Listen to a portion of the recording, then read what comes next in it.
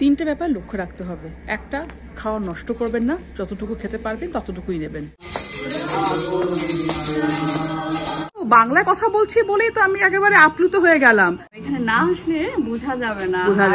এটা হচ্ছে রাধা গোকুলানন্দ। গোকুল মানে শ্রীকৃষ্ণের বাল্যলীলার এক একটা ঈশ্বরীয় কাহিনী, সে মাখন চুরি হোক, গোপীদের সাথে রসিকতা হোক, আর কালিয়া নাগ দমনী হোক। এই লন্ডনের ইস্কনও কিন্তু প্রতিফলিত হয় গোকুলের পরিবেশ, শ্রীকৃষ্ণের জীবন এবং লীলা। সবাইকে আরও একবার নমস্কার, সুপ্রভাত। আমি সৌমি বং ট্রটার। আজকে আমি পৌঁছে গেছি লন্ডনের খুব কাছে ওয়াটফোর্ড জাংশনে। আজকে সকালবেলা এখানে দেখুন বরফ পড়েছে, খুব বেশি না হলো একটু বরফ পড়েছে আজকে এইদিকে। জায়গাটি বিখ্যাত হ্যারি পটার স্টুডিওর জন্য, কিন্তু আমাদের গন্তব্য আজকে ইস্কন টেম্পল। হ্যারি পটার স্টুডিওতে গেলে এই দিক থেকে কিন্তু বাস ধরতে হবে।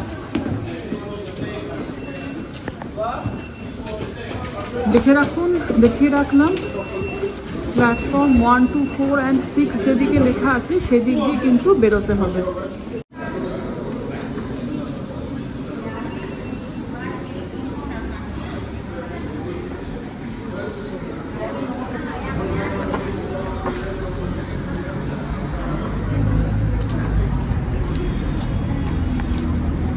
ওয়াটফোর্ড পৌঁছে গিয়েছি। এবার আমার মনে হচ্ছে আমাকে উবের ধরতে হবে, কারণ হাঁটলে পরে অনেকটা সময় লাগবে। আচ্ছা, আমি আরেকটু আমার জ্ঞানটা ঝালিয়ে নিই যে কিভাবে পৌঁছবো। আর যারা হ্যারি পটার স্টুডিওতে যাবেন, দেখুন ওয়ার্নার ব্রাদার্সের একটা ফ্রি পিক আপ আর ড্রপ থাকে স্টেশনের জন্য, তো সেই বাসটা পাবেন এই দিকে। বাস দেখা যাচ্ছে বেশ কিছু। কিন্তু আপনাদের জানিয়ে রাখি, লন্ডন থেকে ওয়াটফোর্ড জাংশন কিন্তু একদমই কাছে। এখানে রয়েছে ইংল্যান্ডের সবচেয়ে বড় ইস্কন। আমি নিয়ে নিয়েছি উবের। 11 পাউন্ড লাগবে, পৌঁছে যাব 10 মিনিটে।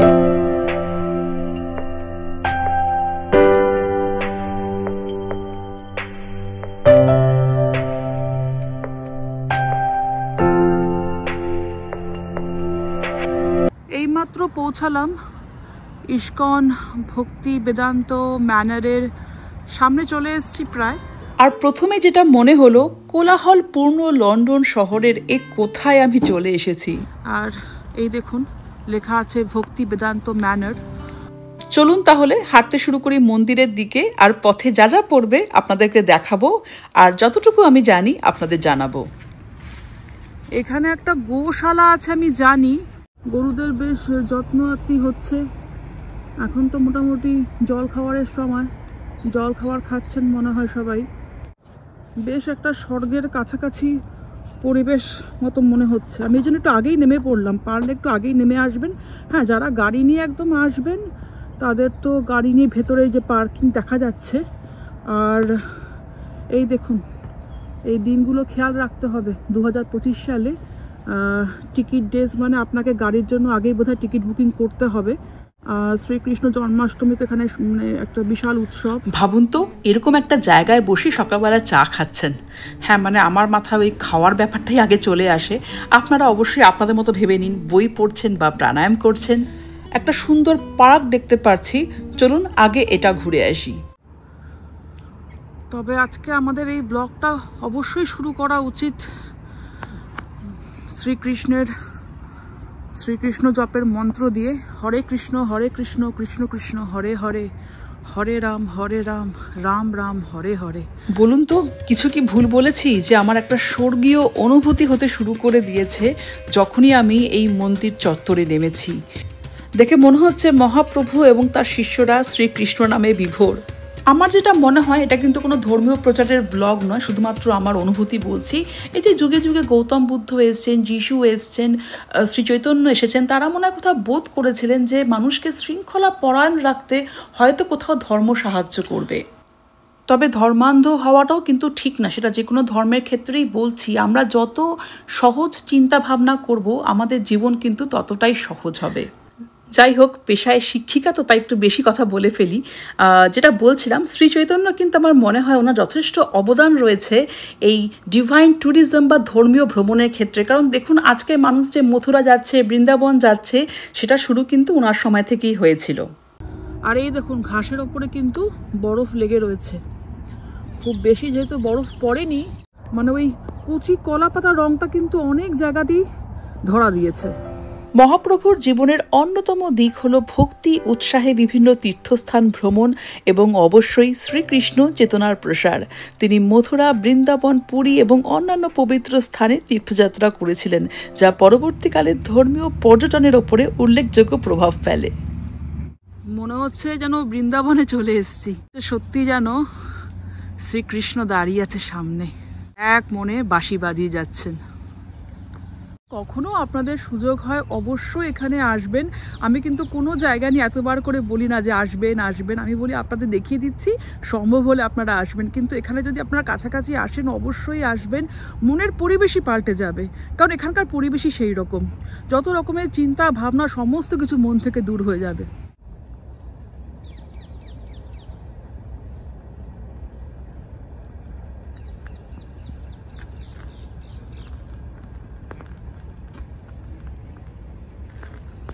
আপনারা নিশ্চয়ই অনেকেই মায়াপুর ইস্কনে গেছেন, ওরকম কিন্তু একটা অনুভূতি আপনার হবে, আমার অন্তত হচ্ছে।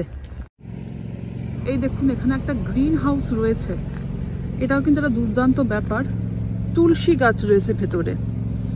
আমরা তো জানি আমাদের দেবতাদের কাছে আমাদের তুলসী পাতা কতটা পবিত্র, এবং আমরা সমস্ত পুজো আর্চায় তুলসী পাতা ব্যবহার করি। টবে টবে তুলসী গাছ কিন্তু ওখানে রাখা রয়েছে সযত্নে। আর ভেতরে কিন্তু একটা ছোট্ট মন্দিরও রয়েছে দেখতে পাচ্ছি। ভেতরে মনে যাওয়ার ব্যাপার নেই, আর যাওয়ার দরকারও নেই। সব জায়গায় কি দরকার আমাদের কি উৎপাত করার বলুন। তুলসীর কাছাকাছি যেটা আমরা পাই সেটা হলো বেসিল। আর আয়ুর্বেদের অন্যতম গুরুত্বপূর্ণ ঔষধি উদ্ভিদ কিন্তু তুলসী, সেটা আমরা সবাই জানি। আবার ধর্মীয় বিশ্বাস বলে তুলসী পুজো ভগবান বিষ্ণু বা তার অবতার শ্রীকৃষ্ণের আশীর্বাদ পেতে সাহায্য করে। মন্দিরে ঢোকার দ্বিতীয় গেটের সামনে চলে এসেছি, আর এরপরেই চলে যাব মূল মন্দির প্রাঙ্গণে। তুলসী গাছ বা তুলসী পাতার প্রতি শ্রদ্ধা এবং যে আমাদের কৃষ্ণ মন্ত্র জপ, এই দুটির দ্বারা শ্রীকৃষ্ণকে আমাদের সর্বোচ্চ শ্রদ্ধা নিবেদন করতে পারি। এটাই কিন্তু বলা হচ্ছে এই গ্রিন হাউসের সামনে যে বোর্ডটি লাগানো আছে সেইখানে। আমি ঢুকে যাব এখন মূল মন্দিরে, আর অনেকটা সময় কিন্তু কাটানোর ইচ্ছে আছে। এখানে দেখুন একটা ইলেকট্রিক বোর্ড রয়েছে যেখানে সমস্ত সময়সূচি দেওয়া আছে। আমার এই রাজভোগ আরতি যেটা হবে 12:30টার সময়, সেটা আমার ওখানে সেই সময়টা আমার আরতির ওখানে থাকার ইচ্ছে আছে। সামনে যে উৎসব আসছে সেই ব্যাপারেও লেখা আছে। ক্যাফেটেরিয়া আছে, বেকারি আছে এইদিকে। ভাবতে অবাক লাগে, মথুরা বৃন্দাবন তো আছেই, তবে এই সুদূর লন্ডনের শ্রীভূমিও হয়ে উঠেছে যেন শ্রীকৃষ্ণের লীলাক্ষেত্র। বেশি কথা বলছি না আমি এখানে, এই দিকগুলো ডাইরেকশনগুলো খেয়াল করবেন, বাথরুম কোথায় কি হচ্ছে সব জানতে পারবেন। আর এই হচ্ছে কিন্তু একটা ধর্মের মাহাত্ম্য, যেখানে শেখানো হয় সমস্ত ধর্মকে কিন্তু শ্রদ্ধা করতে। ক্রিসমাস ট্রি, কারণ সামনেই কিন্তু ক্রিসমাস আসছে। এই রিসেপশন হল বা অভ্যর্থনা এলাকার একপাশে রয়েছে রাধারানী ক্যাফে, যেখানে আপনারা এই সমস্ত ধরনের খাবার কিন্তু পেয়ে যাবেন।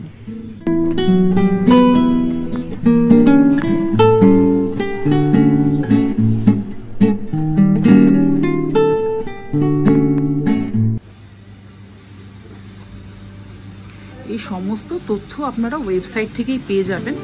মূল লন্ডনের ওপরে বা পার্শ্ববর্তী অঞ্চলে বেশ কয়েকটি ইস্কন আছে, তাই এই জায়গাটির ওয়েবসাইট আমি দিয়ে দেবো ডেসক্রিপশন বক্সে। পুজো আচ্ছা ভক্তি সবই তো আছে, কিন্তু এক কথায় বলুন তো বাঙালির জন্য সেরা ঠিকানা কিনা? লন্ডনে এসে কিন্তু এই সমস্ত খাবার সহজে পাবেন না, তাহলে এটাও কিন্তু একটা কারণ হয়ে রইল এই জায়গাটিতে আসার। আর এই দেখুন একাদশীর জন্য নারকোলের কেক, এই কেক কিন্তু খুব উঠেছে এবারে, ক্রিসমাস মার্কেটও দেখতে পাচ্ছি। আর আমাদের খুব প্রিয় পেড়া, এই যে আমাদের প্রিয় সব স্ন্যাক্স, গাঠিয়া, আরেক রকমের গাঠিয়া, সাকার পাড়া, নিমকি তো মনে হচ্ছে। একটা গুরুত্বপূর্ণ তথ্য দিয়ে রাখি, এই রিসেপশন হলে বা টয়লেটের ওখানে সব জায়গায় কিন্তু মোবাইলের নেটওয়ার্ক ধরছে না, তাই কোথায় কে দাঁড়াচ্ছেন, কোথায় অপেক্ষা করছে ভালো করে আলোচনা করে নেবেন। এবারে কিন্তু দেখা যাচ্ছে মূল মন্দির, লন্ডনের খুব কাছে অবস্থিত ইস্কন মানে আন্তর্জাতিক কৃষ্ণ ভবনামৃত সংঘ শুধুমাত্র বিখ্যাত মন্দির নয়, এটি একটি আধ্যাত্মিক এবং সাংস্কৃতিক কেন্দ্র যেখানে সারা বিশ্ব থেকে ভক্তদের সমাগম হয়। আর সব সময় কানের মধ্যে একটা শ্রীকৃষ্ণের যে কীর্তন গান কিন্তু কানে আসছে, তার জন্য যেন ওই জায়গাটার মাহাত্ম্য বলুন, বিশেষত্ব বলুন, আরও বহুগুণে বেড়ে গেছে। এত ঠান্ডা এখন এখানে, আর দেখুন এই যে ধোঁয়া, চারিদিকে ধোঁয়া উঠছে যেন।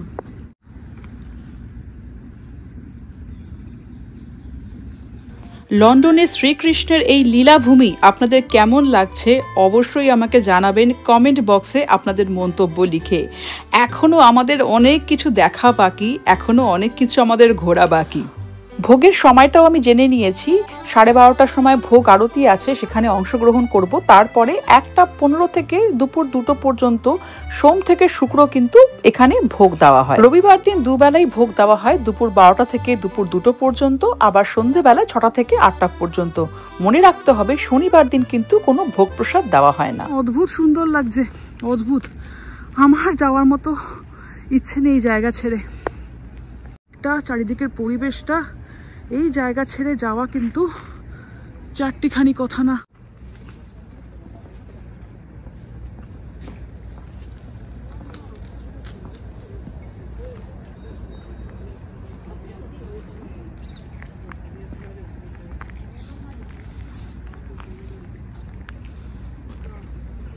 এই দেখুন এখানে সল্ট নিয়ে ওনারা চারিদিকে ছড়াচ্ছেন, কারণ ভেতরে এখানে অনেক জায়গায় বরফ জমে গিয়েছিল। তো নরওয়েতে গিয়ে জেনেছিলাম আমি, এই বরফ কিন্তু গলে যায় যখন সেখানে সল্ট ছিটিয়ে দেওয়া হয়, যেখানে সামান্য বরফ জমে আর কি। আর এই ফুল গাছটি দেখুন, এটা আমি দেখেছিলাম সুইজারল্যান্ডে, প্রধানত আলপাইন অঞ্চল এবং পর্বত শ্রেণীতে এই ধরনের ফুল দেখা যায়। কি সুন্দর! এডেল শব্দের অর্থ মূল্যবান আর ওইস শব্দের অর্থ সাদা। এটি অত্যন্ত বিরল প্রজাতির একটি ফুল। চলুন আগে একবার ঠাকুর দর্শন করে নিই, তারপর আমরা বাকি জায়গাটা ঘুরব। এই দেখুন টেম্পল এন্ট্রান্স, এখান দিয়ে কিন্তু আপনাকে মন্দিরে যেতে হবে, আর বাইরে অবশ্যই জুতো খুলে রাখার ব্যাপার তো রয়েছে। ইস্কনের যেটা মূল ব্যাপার সেটা আমি এখানেও ভীষণভাবে উপলব্ধি করলাম। ভক্তি বেদান্ত ম্যানার এটাও কিন্তু শুধুমাত্র একটি মন্দির নয়, একটা আধ্যাত্মিক শিক্ষার কেন্দ্রও বটে। আর মানুষ এখানে নিজেকে সম্পূর্ণভাবে উৎসর্গ করে দিয়েছে যেন ভগবান শ্রীকৃষ্ণের প্রেমময় সেবায়। আর লক্ষ্য করুন কি সুন্দর এই কথাটা, প্রেমময় সেবা। আর এটাই কিন্তু একমাত্র শ্রীকৃষ্ণকে স্মরণ করার নীতি। আর তার সাথে তো রয়েছে আমাদের মূল মন্ত্র, হরে কৃষ্ণ কৃষ্ণ কৃষ্ণ হরে হরে, হরে রাম রাম রাম হরে হরে।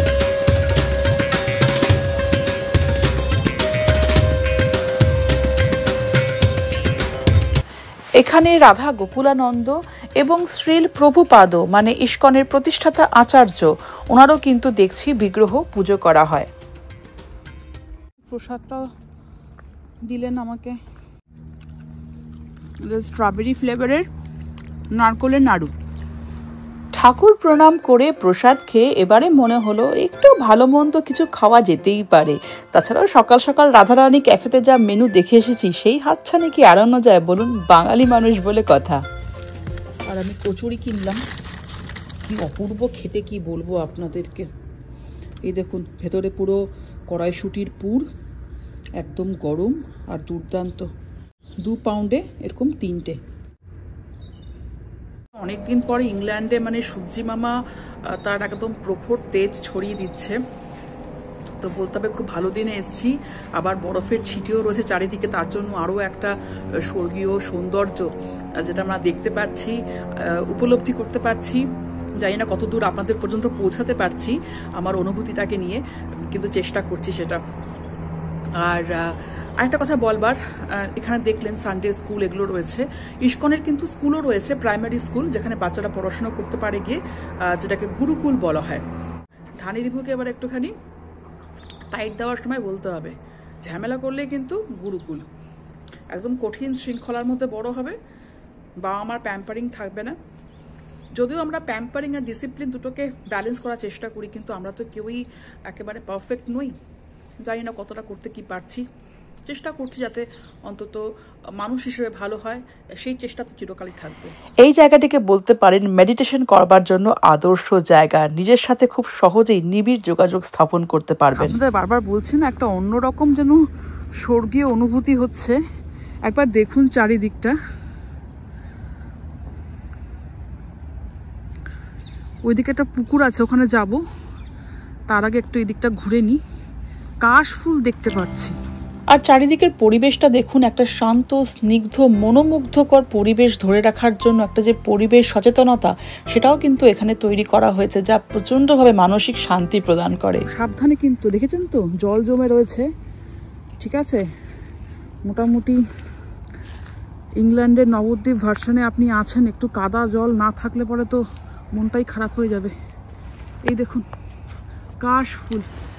এখানে কিন্তু গাইডেড ট্যুরও করানো হয়, তাই আপনাদের যদি বিশেষ উৎসাহ থাকে মন্দিরের ইতিহাস, দার্শনিক শিক্ষা, সংস্কৃতির প্রতি, তাহলে অবশ্যই যোগাযোগ করতে পারেন মন্দির কর্তৃপক্ষের সাথে।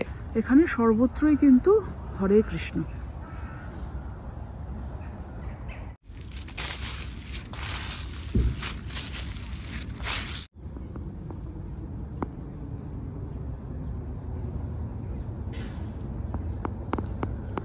কত রং যে প্রকৃতি ঢেলে দিয়েছে, আর আমরা তুলনা করি এক জায়গার সাথে আরেক জায়গার। এবারে আমি না এদিকটাতে যাওয়ার চেষ্টা করছি, কিন্তু মানে আমার যেহেতু আছাড় খাওয়ার একটা সবসময় সম্ভাবনা থাকে, আমি শুকনো মাটিতেও আছাড় খেয়েছি জানেন তো। আমার একটা মানে আমি ট্রাভেল ব্লগিং করি, আমি রাস্তা মনে রাখতে পারি, আর যেখানে সেখানে কিন্তু আমি আছাড় খাই। আমার বর বলে যে তোর পক্ষে সম্ভব এগুলো। আচ্ছা এই দেখুন কি ভালো লাগছে, উফ কি ভালো লাগছে, কি বলবো আপনাদেরকে। আর আপনাদের সঙ্গে আমি যে ভাগ করে নিচ্ছি না অনুভূতিটা, তার জন্য যেন এটা আরও মানে দ্বিগুণ, 4 গুণ, যাই বলুন 8 গুণ, সেটা যেন উত্তরোত্তর বেড়েই যাচ্ছে। অনেকে বলে যে আমরা তো একা গিয়ে উপভোগ করতে পছন্দ করি। নিশ্চয়ই করতে পারেন, যার যেরকম আর কি, অন্য কাউকে তো আমাদের জাজ করা ঠিক না। কিন্তু আমার এই যে আমি আপনাদেরকে একটা ধারাভাষ্য দিয়ে যাচ্ছি না, আমার ভীষণ ভালো লাগছে। আর এই ছায়াটাকে কিন্তু একেবারেই ভূত ভাববেন না, এটা কিন্তু জীবন্ত আমি। আর কেন জানি না মনে হচ্ছে জোর করে একটা পচা ডোবা এখানে ধরে রাখা হয়েছে আমাদের এই ভারতীয় গ্রামগঞ্জের একটা অনুভূতি আনার জন্য। দেখি আরেকটু গিয়ে আপনারা একটু মনে করুন, মায়াপুরেও কিন্তু অনেকটা এরকম একটা বেষ্টনী থাকে চারিদিকে, তাই না? বিশাল জায়গা জুড়ে জায়গাটা। 1973 সালে এই যে জায়গাটি, এখানে যে ইস্কন টেম্পলটি কিন্তু স্থাপিত হয়েছিল, এবং কিভাবে এটা হয়েছিল সেটা খুব ইন্টারেস্টিং। মন্দিরের ওয়েবসাইটে গেলেও আপনারা ইতিহাসটি পড়তে পারবেন, তবে আপনাদের সংক্ষেপে বলি, এই ভক্তি বেদান্ত ম্যানরের ইতিহাস কিন্তু শুরু হয়েছে সেই 1300 শতাব্দী থেকে।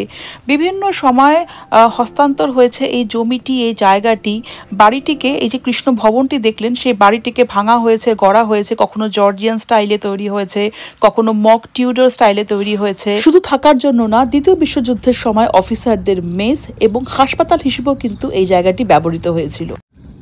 এখনই পড়তাম, আমি বলছি না আমার মানে কুষ্টিতে লেখা আছে আমি সারা জীবনে 1,828 বার আছাড় খাবো। সিরিয়াসলি নেবেন না, তবে এখানে আছাড় খেলে আর দেখতে হবে না। শ্রীকৃষ্ণ। আর এই জায়গাটি দেখুন কি অপূর্ব, মনে হচ্ছে না যমুনা নদীতে কালিয়ানাগের ওপরে শ্রীকৃষ্ণ দাঁড়িয়ে সেই নৃত্যটা শুরু করেছেন। সব মিলিয়ে দিনক্ষণ সময়ের মেলবন্ধনটা এমনই হয়েছে যে আমি এক অপূর্ব পরিবেশ উপহার পেয়েছি এখানে। পিছলে পুরো জলে, তাই খুব সাবধানে। এই যে পুকুরটা এখানে, আর ঠিক পুকুরের উল্টো দিকেই কিন্তু ভক্তি বেদান্ত ম্যানর, যেটাকে এখন ইস্কন টেম্পল বলেও আপনি বলতে পারেন। এইখানে আবার একটা ছোট গেট মতো করে এখানে আবার শ্রীকৃষ্ণের জন্য একটা বোটও রেখেছে এখানে। পুকুর, পচা ডোবা আর কাদামাখা মাঠ সব মিলিয়ে কিন্তু মনে হচ্ছে ইংল্যান্ডের বুকে আমাদের খুব নিজের এক টুকরো মায়াপুর। লক্ষ্য করুন জলের ওপর প্রকৃতির প্রতিবিম্ব কি অদ্ভুত পরিবেশনা সৃষ্টি করেছে এখানে। আপনাদের সাথে অন্যান্য ব্লগে বিখ্যাত রক ব্যান্ড বিটলসের ব্যাপারে গল্প হয়েছে। সেই বিটলসের বিখ্যাত সদস্য জর্জ হ্যারিসন এই জায়গাটি ইস্কনকে উপহার দিয়েছিলেন। শ্রীল প্রভুপাদর নামে এই উদ্যানটি উদ্বোধন হয় ভক্তি বেদান্ত ম্যানরের 50তম বার্ষিকীতে। চলুন আপনাদের বাগানটি ঘুরিয়ে দেখাবো। আর যে গল্পটি হচ্ছিল 1960-এর দশকের শেষের দিকে বিটলসের জর্জ হ্যারিসন ভারতীয় সংস্কৃতি এবং আধ্যাত্মিক দর্শনের প্রতি আকৃষ্ট হয়ে পড়ে। ওনার মাধ্যমে হরে কৃষ্ণ মন্ত্র বিশ্বব্যাপী ছড়িয়ে পড়ে। ওনার আরেকটি গান মাই সুইট লর্ড, যেখানে গানের মধ্যে হরে কৃষ্ণ মন্ত্র এবং হ্যালোলুজা শব্দের ব্যবহার দেখিয়ে দেয় যে তিনি পূর্ব ও পশ্চিমের আধ্যাত্মিক ধারাকে একত্রিত করতে চাইছেন এবং চেয়েছিলেন যে পশ্চিমী দেশগুলোতে সেই চিন্তার মানে শ্রীকৃষ্ণ চিন্তার প্রসার হোক। শ্রীকৃষ্ণ চিন্তা বলতে যেটা আমি বুঝি সেটা হচ্ছে সেবামূলক কাজ করে যাওয়া, কোনো রকম ফলের কোনো আশা না রেখেই মানুষকে সেবা করার কাজটাই হচ্ছে শ্রীকৃষ্ণের চিন্তা বা চিন্তাকে অনুসরণ করা যা বলেন। তাহলে যে ক্রোনোলজিক্যাল সিকোয়েন্স আমরা যদি সময় অনুযায়ী সাজাই ইতিহাসটাকে, দ্বিতীয় বিশ্বযুদ্ধের পরে এই বিটলসের ব্যাপারটা কিন্তু জুড়ে যায় ইস্কনের ইতিহাসের সাথে। 1972 সালে হরে কৃষ্ণ আন্দোলন করছিলেন ধনঞ্জয় দাস। সেই সময় উনি জর্জ হ্যারিসন, যিনি বিটলসের ছিলেন লিড গিটারিস্ট, ওনাকে উৎসাহ দেন এই জায়গাটি কেনার জন্য। 1973 সাল থেকে এই জায়গাটি পরিচিতি লাভ করে ভক্তি বেদান্ত ম্যানর নামে এবং অবশ্যই আধ্যাত্মিক জ্ঞানের একটি পীঠস্থানও হয়ে ওঠে। এটি হরে কৃষ্ণ আন্দোলনের ইউরোপীয় সদর দপ্তর হয়ে ওঠে বলতে পারেন। ওইদিকে আরো কিছু আছে। যতদূর আমি পড়েছি এই যে পুরো জায়গাটা, এটা 78 একর জমি জুড়ে বিস্তৃত। আর এখানে শুধু মন্দির না, মানে দেখতেই পাচ্ছেন চারিদিকে কৃষ্ণের মূর্তি রয়েছে, ফার্মল্যান্ড, গবাদি পশু সুরক্ষা কেন্দ্র, ক্যাফেটেরিয়া, বেকারি, মানুষের থাকার জায়গা। এখানে কিন্তু প্রচুর আপনার পড়াশুনোও করানো হয়, মেডিটেশন শেখানো হয়। আপনি 7 দিনের জন্য এসে থাকতে পারেন, এখানে শিখতে পারেন কীভাবে মেডিটেশন করা যাবে। মেডিটেশন শুনেছি ভীষণ একটা মানে বলে না চমৎকারী একটা ব্যাপার। কি সুন্দর লাগছে দেখুন এখান থেকে মন্দিরটা, কি অপূর্ব লাগছে। আর দেখুন মানে সে আমাদের গ্রামে গঞ্জে সেই পুকুর, হ্যাঁ সকালের দিকে যেরকম পরিবেশ থাকে ঠিক সেই রকম। এখন কিন্তু প্রায় সকাল 11টা বাজে এখানে। সেই মেঠো পথের একটা ব্যাপার, সেই গ্রামের সুবাস, সব কিছুই কিন্তু আপনি এখানে পাবেন। আপনি ভুলেই যাবেন যে আপনি বিদেশে আছেন, মনে হবে আপনি আপনার দেশে চলে এসেছেন। বড় ভালো লাগছে। এদিকে এই যে কাঠবিড়ালি দেখছেন, কাঠবিড়ালি পালিয়ে গেল।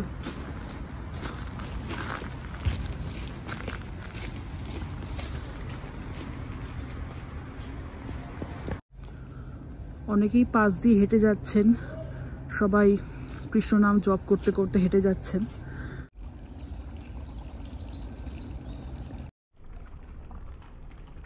ভাবছি একটু কফিও নিই, কচুরি খাওয়ার পরে কফি খেতে ইচ্ছে করছে। আর অনেকে কিন্তু শাড়ি পরে এসছে, এত ভালো লাগছে দেখতে। আমারও ইচ্ছে ছিল কিন্তু সেটা আবার সম্ভব না, আমাকে আবার এখান থেকে অফিস যেতে হবে। এই যে মশলা টি পেলাম। আসলে আমি জিজ্ঞেস করিনি এখানে যে এটা কি ব্রিটিশ টি নাকি আমাদের দেশি টি, কারণ ব্রিটিশ টি খেলে পরে আমার আবার ঘুম পেয়ে যায়। এই জন্য ওটা আমি জিজ্ঞেস করে নিলাম, বললো যে মশলা টি। এখনও খাইনি, আমি যাচ্ছি ফার্মের দিকে। আসার সময় দেখিয়েছিলাম আপনাদেরকে ফার্ম, যতদূর মনে হচ্ছে যেটা আসার সময় দেখিয়েছিলাম সেটাই। আর পার্কিং কিন্তু 2টো পার্কিং এরিয়া আছে বলে দিয়েছি আপনাদের, পার্কিং এ পার্কিং বি। যখন টিকিটটা নেবেন দেখে নেবেন। এই যে ফার্মের তো নির্দেশনা এদিকেই দিচ্ছে আর বলছে যে ফুটপাথ দিয়ে যেতে। খুব সুন্দর একটা ছোট্ট গার্ডেন। এই দেখো এখানে আবার গণেশ মূর্তি রয়েছে একটা,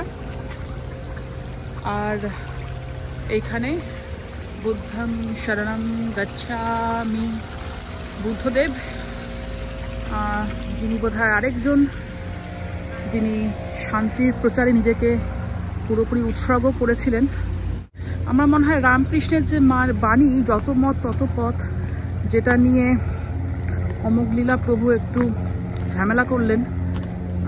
উনিও খুব বড় মানুষ আর আমি খুবই ক্ষুদ্র মানুষ, তবু আর কি আমার মনে হয় না এরকম ধরনের কথাবার্তা আমাদের বলা উচিত।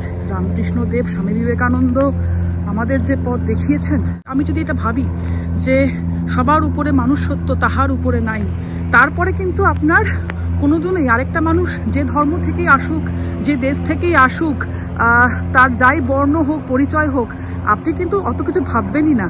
তাকে আপনি মানুষ হিসেবেই শ্রদ্ধা করবেন এবং তার জন্য যতটা আপনার করার মানে যতটা তার জন্য আপনি করতে পারবেন সেটাও করবেন, তাই না? ট্রাভেল ব্লগিং করতে গিয়ে আমার মনে হয়েছে শুধুমাত্র ভ্রমণে উৎসাহ দেওয়াই না, আমার যে চিন্তা ভাবনা সেটাও আমি তুলে ধরতে চাই। যদি কোথাও কিছু ভুল হয়ে থাকে নিজ গুণে ক্ষমা করে দেবেন। আর পৌঁছে গেছি আমরা গোকুলে, আর এই ফার্মটি মানে এই গবাদি পশুর সুরক্ষা কেন্দ্রটির নাম গোকুল ফার্ম।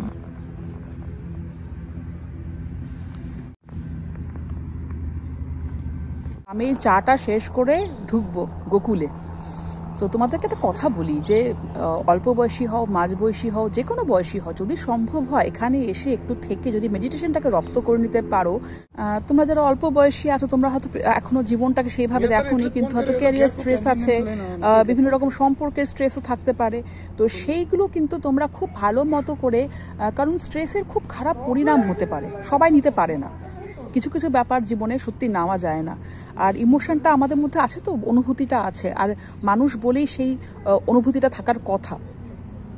এই জন্য বলবো যে যদি জীবনের প্রথম দিকে এসে যদি এই মেডিটেশন ব্যাপারটাকে রপ্ত করে নিতে পারো, তাহলে কিন্তু এই স্ট্রেসটাকেও তোমরা একদম কিভাবে এটাকে ম্যানেজ করতে হবে সেটাও তোমাদের রপ্ত হয়ে যাবে। আমি আমার ব্লগে যা বলি সেটা কিন্তু সম্পূর্ণ আমার নিজস্ব মতামত। ঢুকে পড়েছি আমরা গোকুল ফার্মে। এই যে আমি গরুকে খাওয়াবো বলে কিনেছি।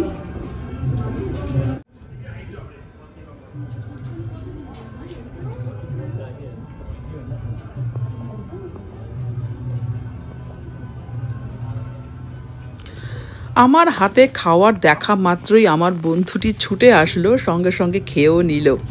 বড্ড ভালো লাগলো এই ছোট্ট একটা কাজ করে। আর বন্ধু বললাম কারণ আমার এখানে আসার পর থেকেই না শুধুমাত্র আমার স্কুল জীবনের, আমার ক্লাসরুমের কথা মনে পড়ছে, আমার শ্রেণীকক্ষের কথা মনে পড়ছে, আর সেই সমস্ত বন্ধুদের কথা মনে পড়ছে যারা আমার কথাটা শুনলে পরে এখন হাসবে, রাগ করবে না। এই ছোট্ট একটা দোকান রয়েছে এখানে, যদি কিছু কিনতে হয় কিনতেই পারেন। এখানে কিন্তু দাম যতটুকু আমি দেখছি মোটামুটি অ্যাফোর্ডেবল, সবার পক্ষেই কেনা সম্ভব হবে। না, ক্ষমা করবেন, সব জিনিস আমরা কিনতে পারবো না। সামনেই দেখুন 651 পাউন্ড, একেবারেই ধরাছোঁয়ার বাইরে। হরে কৃষ্ণ। বাংলা বলেই তো, বাংলায় কথা বলছি বলেই তো আমি একেবারে আপ্লুত হয়ে গেলাম। এই দিদির সাথে আলাপ হলো এখনই, বাংলাদেশের থেকে থাকেন আপনি এখানে, তাই তো? 1 বছর হয়ে গেছে। আপনার কিরকম অভিজ্ঞতা বলুন এখানে? পুরো পৃথিবী তো ভগবানের সৃষ্টি, অবশ্যই, আর এই লন্ডনটা তো অবশ্যই সত্যি লন্ডনটা অনেক সুন্দর। তো ভগবানের অপ্রাকৃত সৃষ্টি, ভগবানের এত সুন্দর শক্তি আর এত পরম উনি শক্তিমান, তো সেটা উপলব্ধি করার জন্য অবশ্যই আমরা তো দেশ ভ্রমণ করে থাকি। আর এখানে যখন আমরা আসি বা আসবো বা কেউ আসে বা কেউ এসেছে, হচ্ছে সবাই খুবই আপ্লুত হয়ে যায়, আরো বেশি আপ্লুত হয়ে যায় এখানকার প্রাকৃতিক সৌন্দর্য। একদম বিশেষ করে হচ্ছে এখানে যে আমাদের ইসকন ফাউন্ডার শ্রীল অভয়চরণারবিন্দ ভক্তিবেদান্ত স্বামী প্রভুপাদ এত সুন্দর, এত অপ্রাকৃত, এত চিন্ময় দিব্য গোলক বৃন্দাবন ধাম এখানে প্রতিষ্ঠা করে গেছে। তো এটা খুবই অপূর্ব, এখানে না আসলে বোঝা যাবে না। এই জন্য এটা হচ্ছে রাধা গোকুলানন্দ, মানে হচ্ছে গোকুল। এটা আসলে সত্যি গোকুল। এখানে অনেক আমাদের গোমাতা আছে, আমাদের বৃষ আছে, এখানে অনেক সুন্দর সুন্দর ডিভোটি আছে, বিশেষ করে ভারতীয় এবং আমাদের হচ্ছে মানে ফরেনার যে ডিভোটিরা, এরা এত সুন্দর ভাবে অপ্রাকৃত ভক্তি করছে পরমেশ্বর ভগবানের সেবা এবং ওনার শুদ্ধ বৈষ্ণবের সেবায় খুব পুরোপুরি নিয়োজিত, জীবনকে উৎসর্গ করে দিয়েছে। ভালো, প্লিজ সবাই আপনারা আসতে পারেন, এখানে এসে নিজের জীবনকে সফল করতে পারেন, প্রিচিং করতে পারেন। হরে কৃষ্ণ, হরে কৃষ্ণ, হরে কৃষ্ণ। নমস্কার, নমস্কার দিদি, খুব ভালো লাগলো।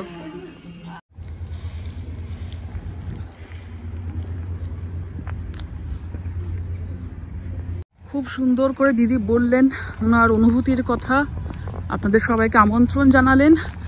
খুব ভালো লাগলো ওনার সাথে আলাপ হয়ে। আর এখন আমি পা চালাচ্ছি মূল মন্দিরের দিকে, ওখানে শুরু হবে আরতি। আর এই যে দেখুন নির্দেশনা রয়েছে, এদিকে মন যেতেই চাইবে, কিন্তু লেখা আছে কি স্টাফ অ্যান্ড রেসিডেন্টস। তো আমরা অবশ্যই কাউকে বিরক্ত করব না, ঠিক আছে? আমাদের যেটুকু দর্শনের জায়গা, বিশাল জায়গা, বিশাল জায়গা, ঘুরে বেড়ান, বাগান, পুকুর, শ্রীকৃষ্ণ মন্দির, সমস্ত কিছু নিয়ে সুন্দর লাগবে। এখানে কিন্তু আরেকটা গিফট শপ রয়েছে।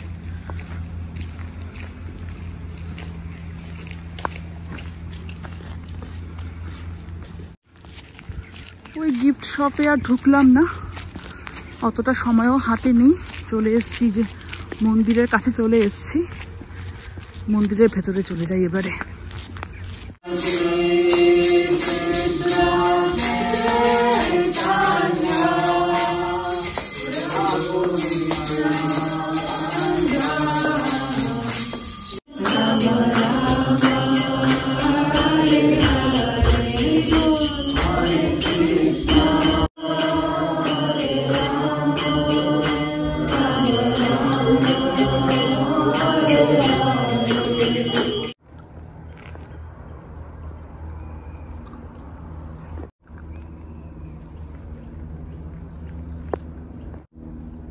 এই যে এই দিকটা হচ্ছে মন্দিরের পেছন দিক বলতে পারেন।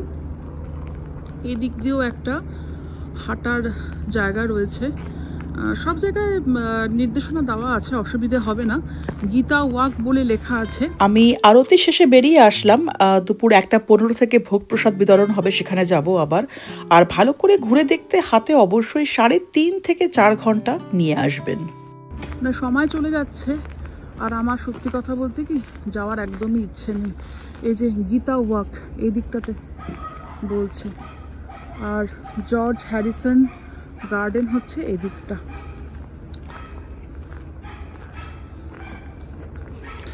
জর্জ হ্যারিসন মানে যার হাত ধরে এই ইস্কনের সূচনা, তার নামে ওই উদ্যানটি।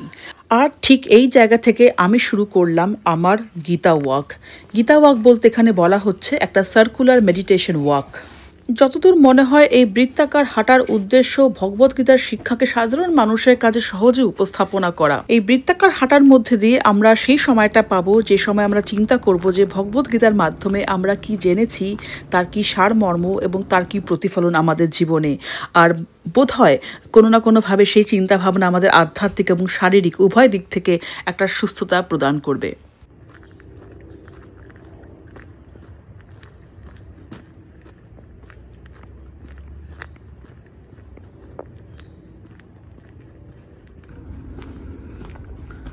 গীতার সার্কুলার ওয়াকটা আমি শেষ করলাম এখানে। জর্জ হ্যারিসন গার্ডেন আমি যাচ্ছি না, একজন বসে এখানে জব করছেন। যেখানে ভিড় থাকে সেখানে ঠেলাঠেলি করে ভিডিও করাটা আলাদা আনন্দ না, কিন্তু যেখানে একজন মানুষ নির্জনে বসে একটু শান্তি পাচ্ছেন বা জব করছেন, সেখানে আমার মনে হয় যাওয়ার দরকার নেই। জর্জ হ্যারিসন গার্ডেন এটা এই রাস্তা দিয়ে গেলেই দেখতে পারবেন।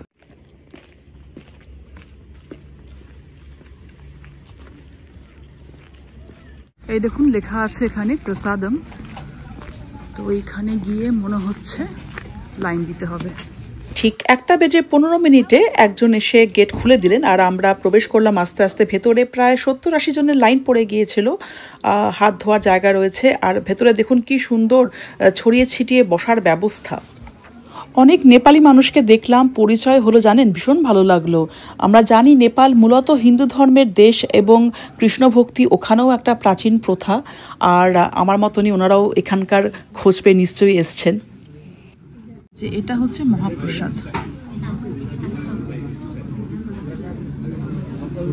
যাদের মেঝেতে বসে খেতে অসুবিধে হবে তাদের জন্য বলে রাখি, এখানে কিন্তু টেবিল চেয়ারের ব্যবস্থাও আছে। আপনারা একটু অপেক্ষা করলেই কিন্তু চেয়ার পেয়ে যাবেন। খুব সুন্দর খেয়ে বেরোলাম। শেফ কিন্তু বিদেশিনী, যিনি রান্নার দায়িত্বে আছেন উনি বিদেশিনী, তবে সুন্দর রপ্ত করেছেন ভারতীয় রন্ধন প্রক্রিয়া। 3টে ব্যাপার লক্ষ্য রাখতে হবে। একটা, খাওয়া নষ্ট করবেন না, যতটুকু খেতে পারবেন ততটুকুই নেবেন। দ্বিতীয় কথা, যদি মনে করেন যে খাবার টিফিন বক্সে করে নিয়ে যাবেন, ওখানে বসে খাবেন না, সেটাও করতে পারেন, বা ওখানে বসে খাবেন আবার টিফিন বক্সে করেও নিয়ে যাবেন, তাহলে আপনাকে অপেক্ষা করতে হবে।